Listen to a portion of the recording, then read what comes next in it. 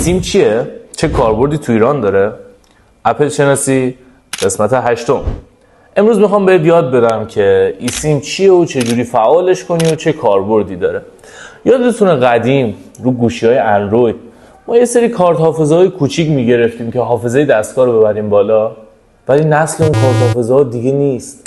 چرا؟ چون کارت حافظه رفت داخل خود گوشی. حالا ایسیم هم همینه.